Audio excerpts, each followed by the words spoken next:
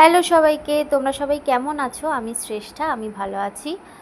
তো আমরা ওই আলওয়ালের ঠাকুরটা দেখে চলে যাচ্ছিলাম হচ্ছে কিজে। বেশ অনেকটা রাস্তা।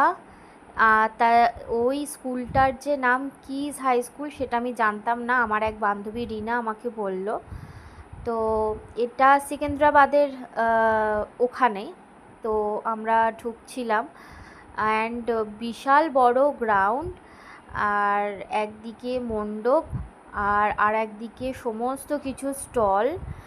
আর এখানে না দাদা বৌদির বিরিয়ানিও ছিল, যদিও এটা ব্যারাকপুরের দাদা বৌদি নয়, বাট লেখা ছিল দাদা বৌদি biryani, mutton biryani and all.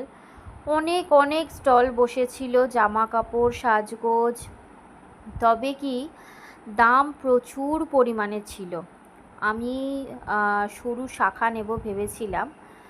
তো এখানে একজোড়া সরু শাখা, সরু মিডিয়ামও না, সরু শাখারই দাম বলছে 600 টাকা, যেটা আমি আমার বাড়ির ওখান থেকে কিনি ওই 200-250, এবং সেটা অরিজিনাল শাখা।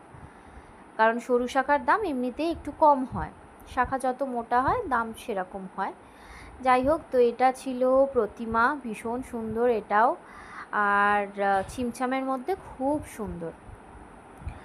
তো তারপরে আমরা এই স্টলসগুলো দেখছিলাম। এখানে যে প্রদীপগুলো ছিল না, সেটা জলের, ওই জল দিলে যে হয় প্রদীপ, সেটা ছিল। এখানে পান মশলার কাউন্টার ছিল। আমার বর শুধু আমাকে একটা কি ক্লিপ কিনে দিয়েছে, চুলের হেয়ার ক্লিপ কিনে দিয়েছে, আর কিচ্ছু না। কারণ দাম এত বেশি এত বেশি, এটারই দাম নিয়েছে কত টাকা নিল, 80 টাকা বোধহয়। হ্যাঁ, তো এটা হয়তো মিনিমাম দাম হতো এইরকম সাইজের ক্লিপের, হেয়ার ক্লিপের 50 টাকা, খুব জোর। যাই হোক, তো শাখাটা নিতে পারলাম না, মনটা একটুখানি খারাপ ছিল। তো এবার সবে মাত্র ভোগ খেয়ে আমরা আলওয়াল থেকে বেরিয়েছি।